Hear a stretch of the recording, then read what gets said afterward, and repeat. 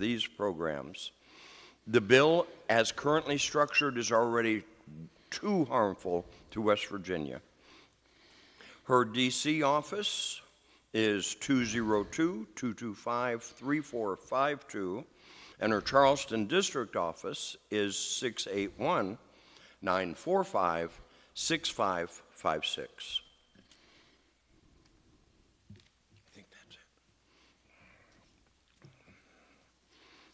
Oh, also, there are some flyers out front. Please pick up some extra flyers to share with your friends and neighbors, especially Bob. He lives in a place where he has plenty of people that could come. Also, start collecting your stuff to donate for the rummage sale. The proceeds for this will go directly to UUC. We have limited space for storage, so only bring things early if it is necessary, and you can reach out to Sarah to arrange drop-offs by June 7th. Please watch for the volunteer sign-up that was sent out Wednesday. Look in your email. This event requires a lot of volunteer power, and we need you. And now, as Brian lights our chalice, please. Maria isn't here. It's so unusual. Please join me in reading the chalice lighting words, which are in your order of service, and probably will be on the screen. We are all capable in different ways with various strengths and talents. We are all holy, part of the universe and the interdependent web. We light this chalice, cherishing our differences and holding each other in sacredness. Now please rise in body, spirit, and voice as you are able for our Song for All, number 1021, Lean on Me.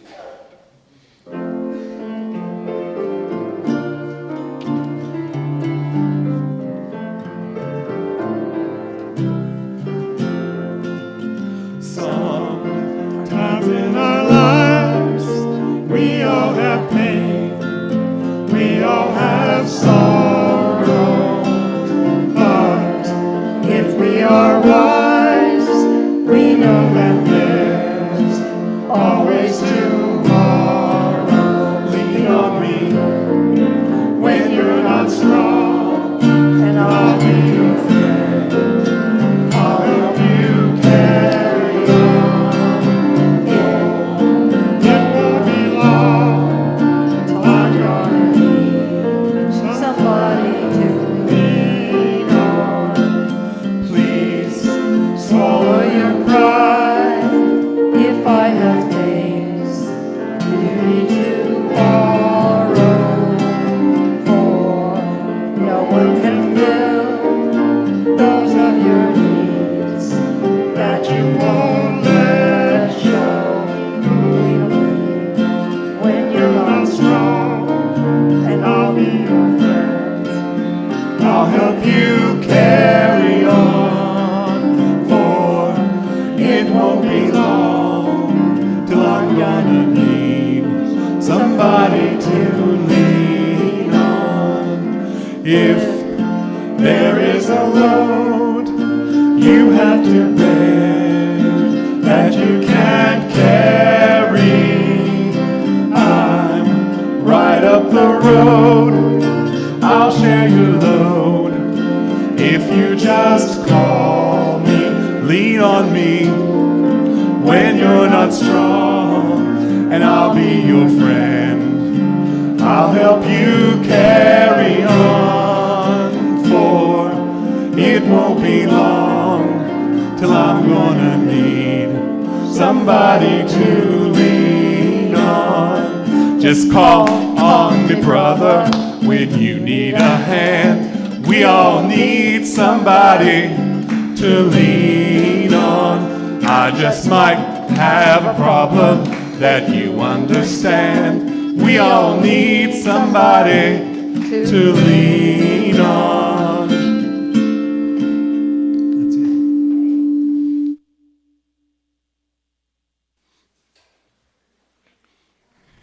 I heard Hendrix joined in on that. Cool. Little feedback going. That's kind of the perfect song leading into joys, celebrations, sorrows, and concerns.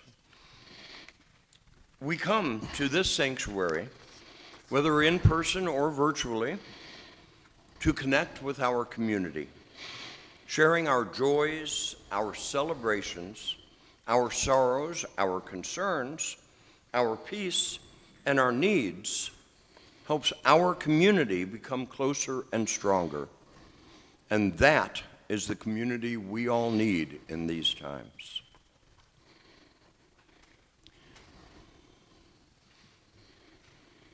I'm writing this for Sarah because she shared this joy with me, and it was apparent in everything about her as she did.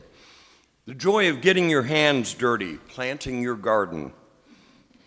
Some say there is no greater joy to be had.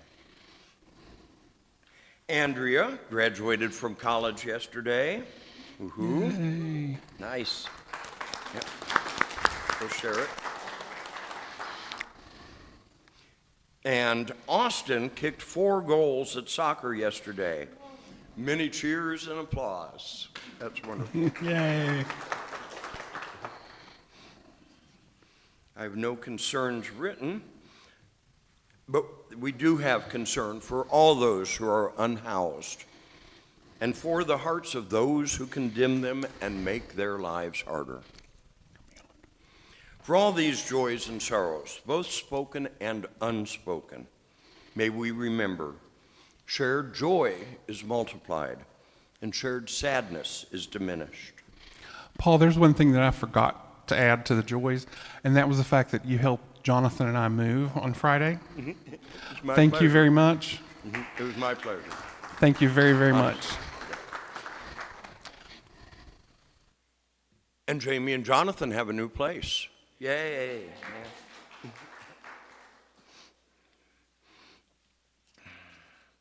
Our meditation words today are here in this space we are gathered by Maureen Killoran.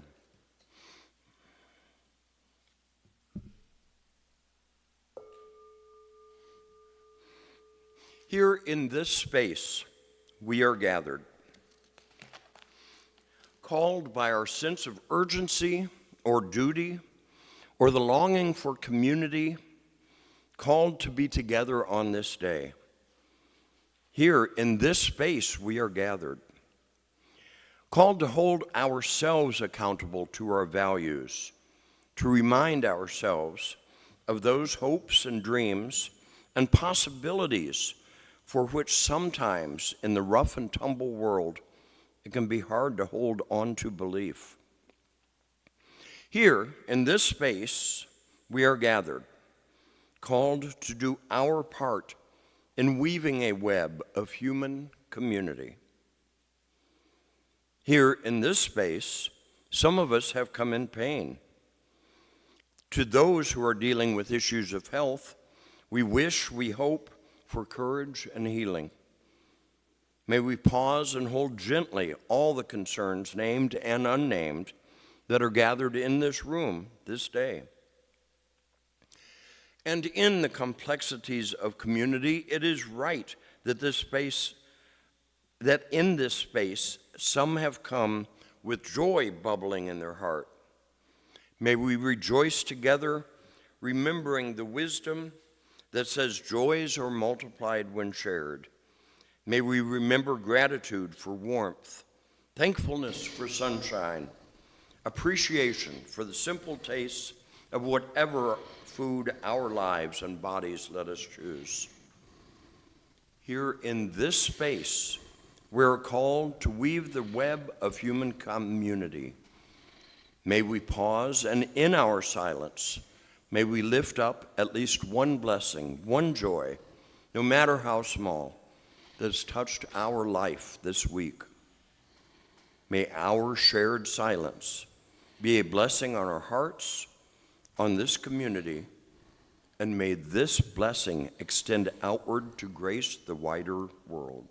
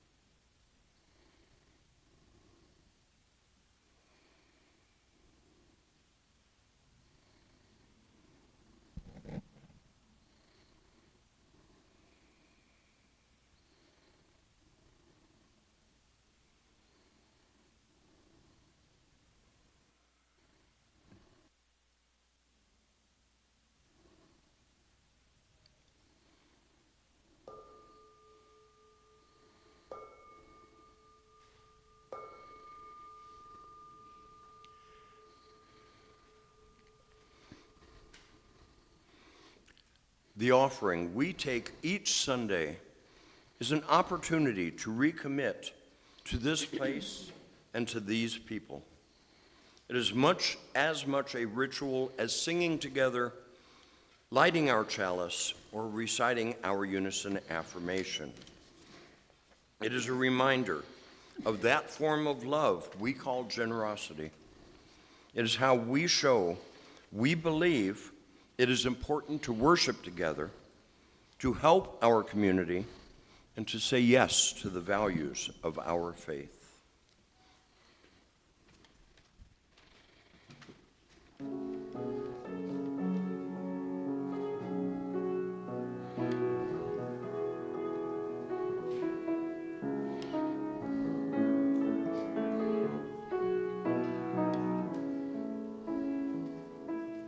How could anyone ever tell you you were anything less than beautiful? How could anyone ever tell you you were less than whole? How could anyone fail to notice that your loving is a miracle? How deeply you're connected to my soul. How could anyone ever tell you you were anything less than beautiful? How could anyone ever tell you you were less than whole? How could anyone fail to notice that your loving is a miracle? How deeply you're connected to my soul.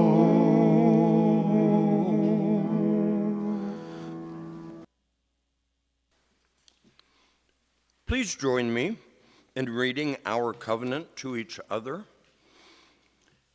Love is the spirit of our faith, and service its law. This is our great covenant, to dwell together in peace, to seek the truth in love, and to help one another.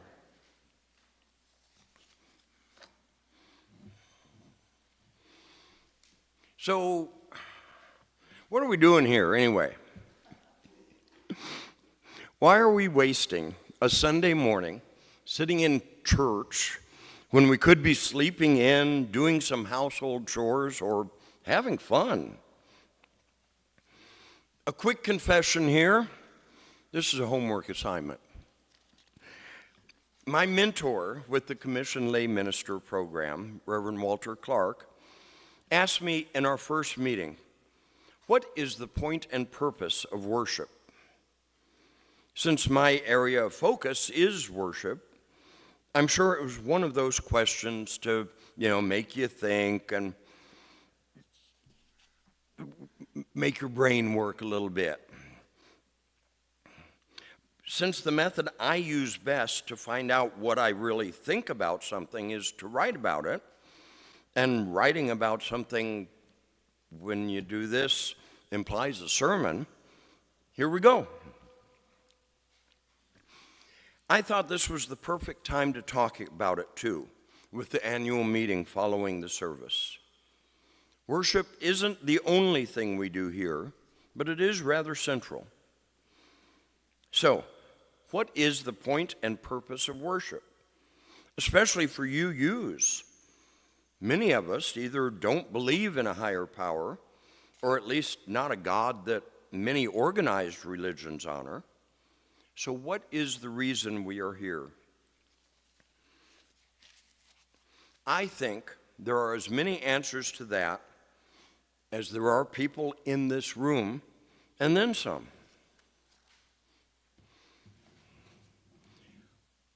A little back history. One of the reasons I started attending a UU fellowship in Charlotte, North Carolina in the late 90s was to be around like-minded, good people. My eldest child had gone to a couple of pagan rituals there and suggested we might like it. We did. Unfortunately, our marriage was actively breaking up at the time. We ended up moving back to West Virginia to save it. So after the divorce, and after pulling my life back together, I came here a few times. I will say it didn't click at first. I remember standing in the web room for coffee hour after the service and basically being ignored. The folks weren't unfriendly, but they weren't particularly welcoming either back in '99. I was living in Clay County then. The drive was long. It was easier to attend what I call the Church of NPR on Sunday mornings than to drive an hour each way just to sit for an hour, especially back when Car Talk was on. It was so good. I still thought of myself as UU friendly, but it just wasn't worth the trouble. Then, on July 27th, 2008, I learned about the mass shooting at the Tennessee Valley Unitarian Universalist Church in Knoxville, Tennessee. The church was hosting a youth performance of Annie Jr. Some 200 people were watching the performance by 25 children when the gunman entered the church and opened fire on the audience. 60-year-old Greg McKendry, a longtime church member and usher, deliberately stood in front of the gunman to protect others and was killed on the scene. A 61-year-old woman, Linda Krager, died from wounds suffered during the attack later that night. The shooter was stopped when 4 church members, along with a visitor, restrained him. Now, after that, as a show of solidarity, I came back here. Not as an idle spectator waiting to be spoken to, but as someone who wanted to support UUism and perhaps could be that hero in my mind, like Gary.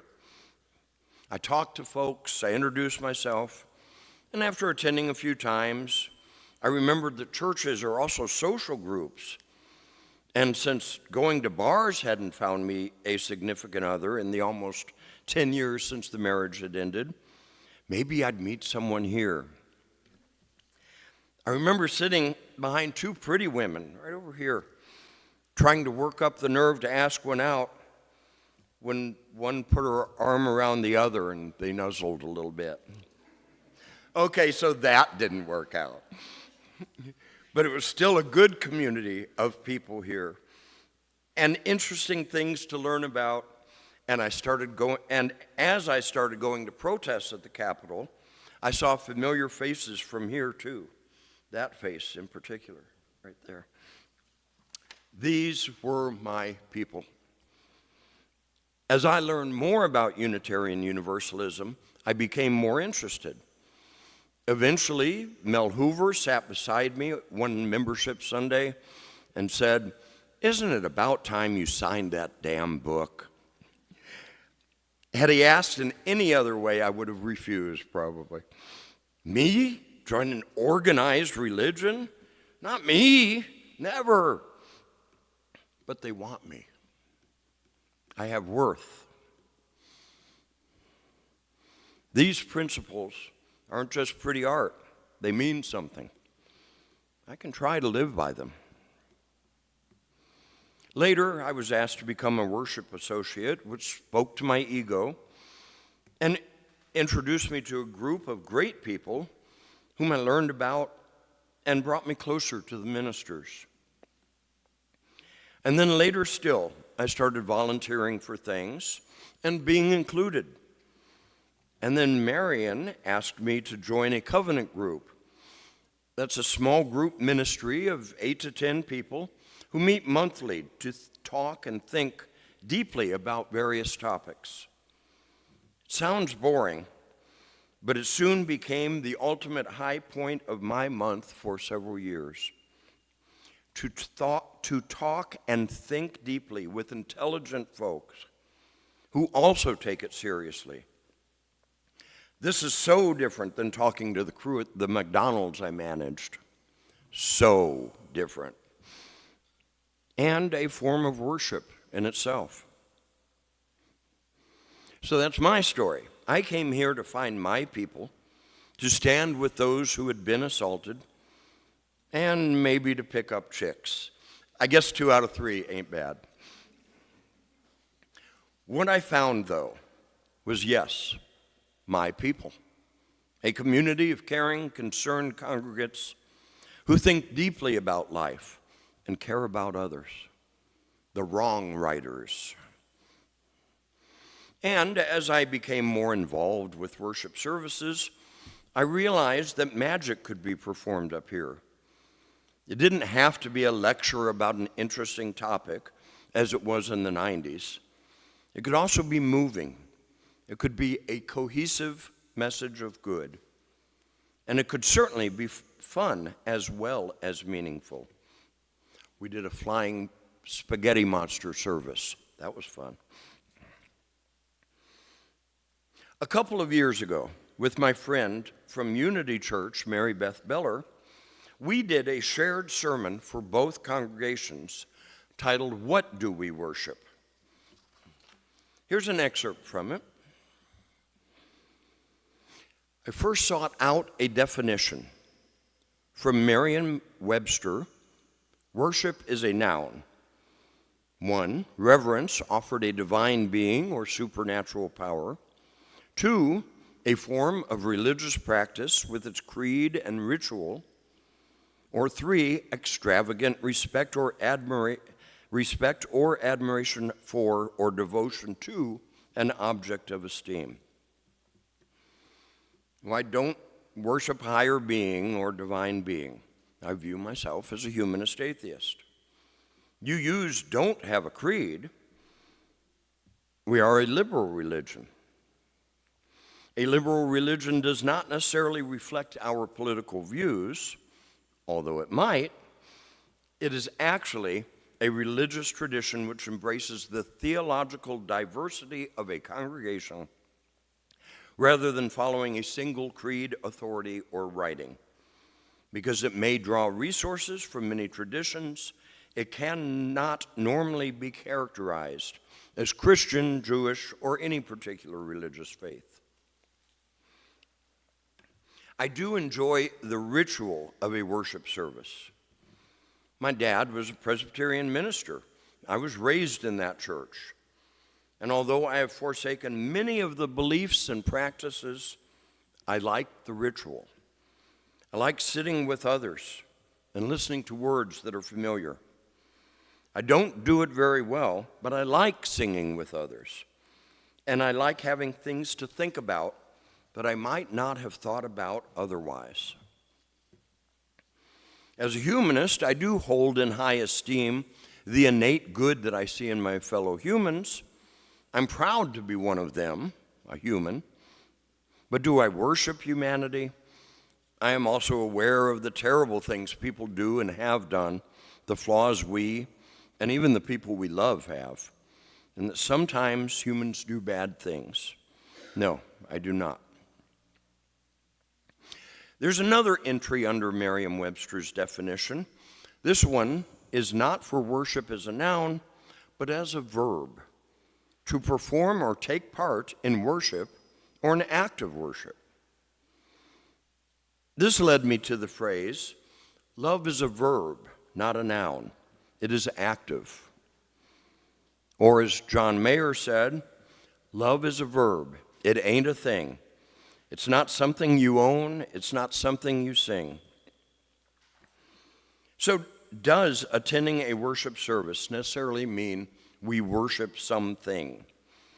From the UUA website, our worship services are weekly reflections that weave together our own thoughts and experiences with music, beauty, poetry, and words that both comfort and challenge. Our programs for all ages inspire us and awaken us to our capacities to make a difference in our own lives and in the world.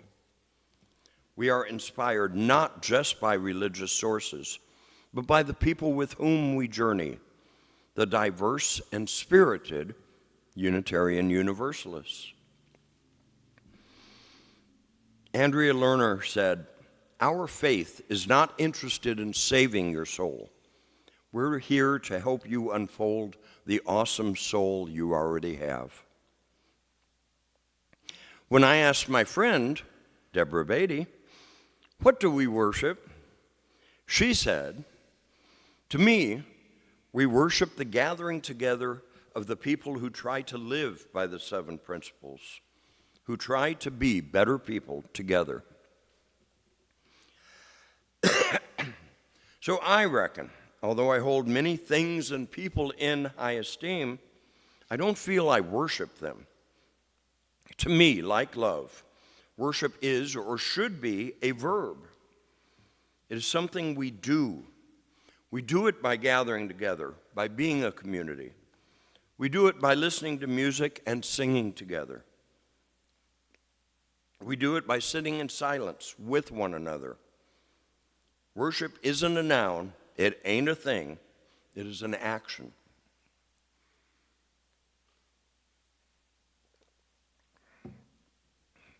So again I ask, what is the purpose of worship? What is the purpose of this action we are taking right now?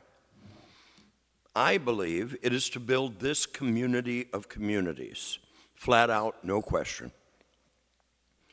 I spoke in November about a community of communities. We have the old guard, those members who were here when I joined, who remember the funny tales from days of yore.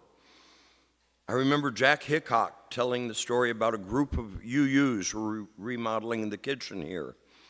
He said one measured a space as 10 feet and 1/2 inch, and another measured it at 9 3/4. Being good UUs, they used the 5th principle and voted on it. I don't see any big gaps in the kitchen. Perhaps they chose correctly, or maybe somebody measured it again. We have amongst us one of our longest involved groups, the pagan community. They may well be the group that have brought in the most members.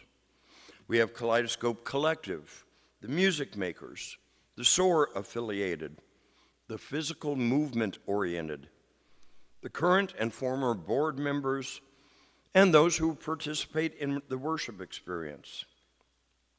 And many of those communities overlap. Excuse me. Mostly gone now are the engineers and scientists who founded this congregation, but not all. We have educators and social workers, we have readers, we have knitters, and we have some who are not part of any of those communities, but are valued members of this UUC community all the same.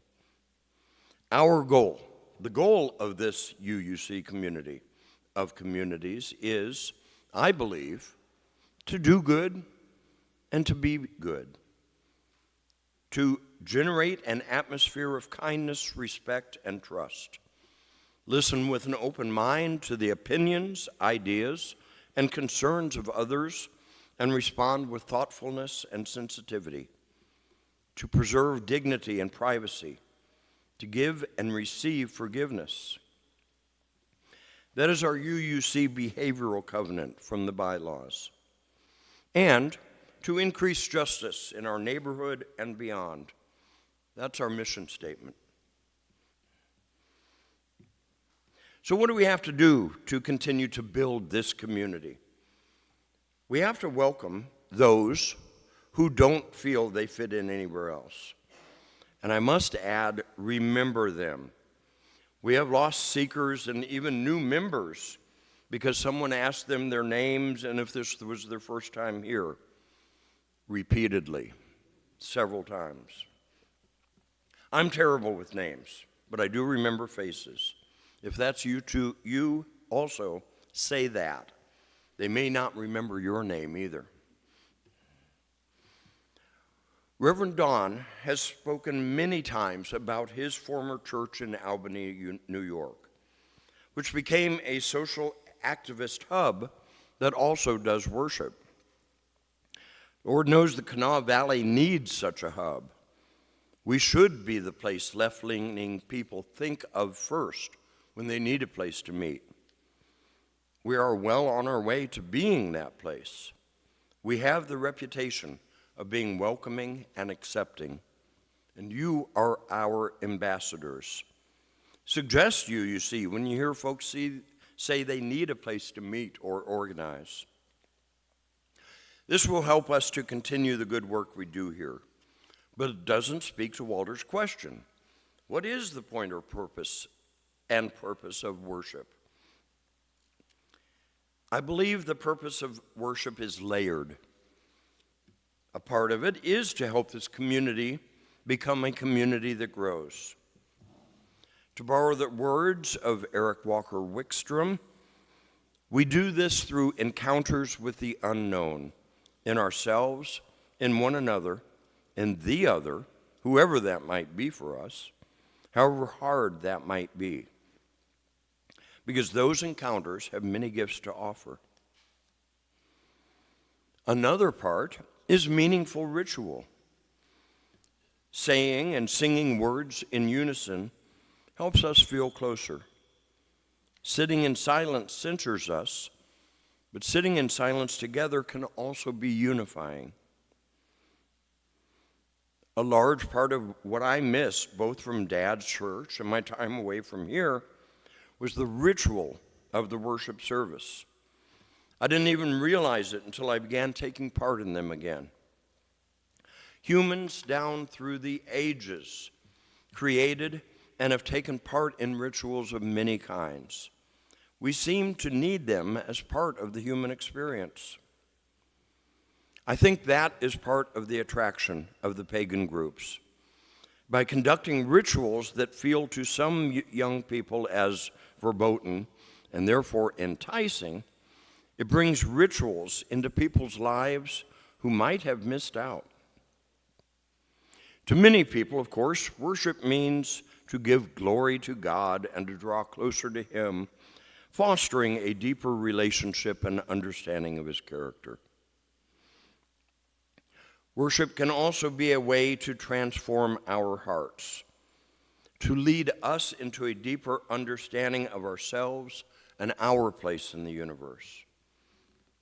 A part of worship is to separate ourselves for an hour from our everyday lives and all the troubles in the world, to be here now for just a short time, to feel we are part of something greater than ourselves, connected to our community or to a higher power, or to some, to be entertained. For the same reason we watch movies or shows or read novels, we might come here just to get away from it all. Real life is hard right now. We all need to think of other things sometimes. And that is as valid a reason to do the act of worship as any other. We congregate as a congregation to be a diverse community of communities. We are here doing this action of worship for at least 30 reasons. How many are here? Maybe more. Thank you. Let's sing again.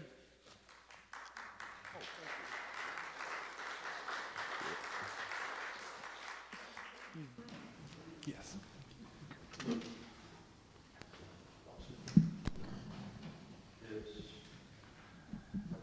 There it is. Our last song for all, number 1057 in the Teal hymnal, Go Lift It Up. This is a new song. I'm going to play it completely through first, and then we'll sing it. You sing it through twice, and that's the end. So.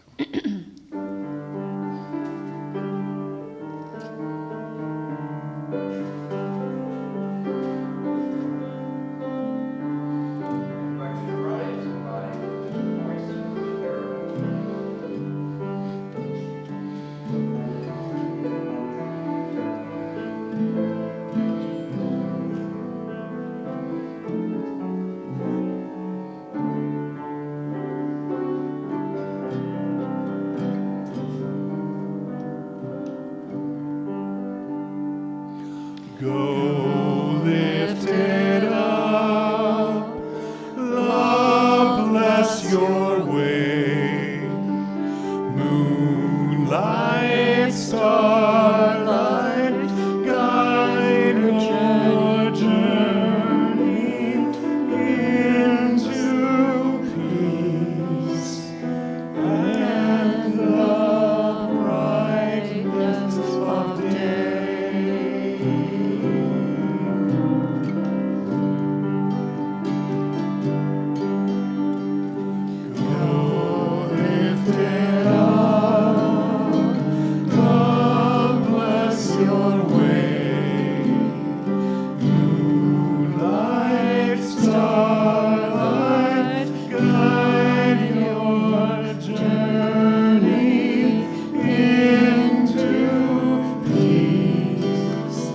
and the brightness of day.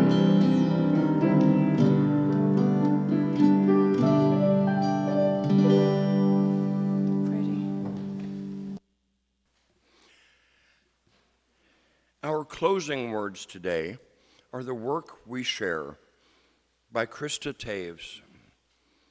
It is our work, shared with each other in covenant, that creates and sustains this beloved community. We extinguish this chalice, but its light lives on in the directions we have chosen today. The light of this faith lives on in us together, in our hearts, minds, bodies, and spirits.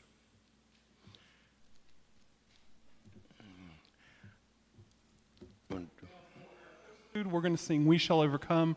This is me teaching you some protest songs. So if we go and protest, say, at a Capitol building somewhere, we can sing these songs and we'll know them. Once we've sang this for several weeks, if we can sing it without music, I'm going to go on to teach another one.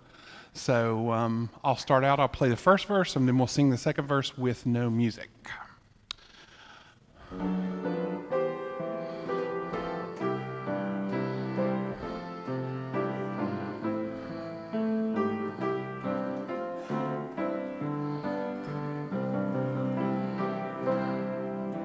We shall overcome, we shall overcome, we shall overcome someday.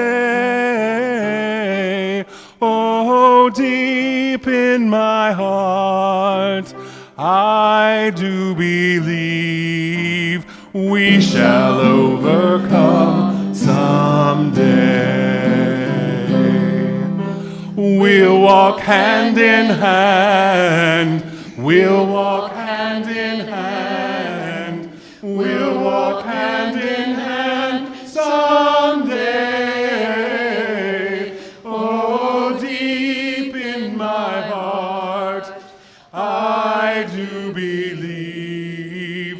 We shall overcome someday. Wrong word, sorry. We'll see you soon for the annual meeting, the Neil and Bob Show.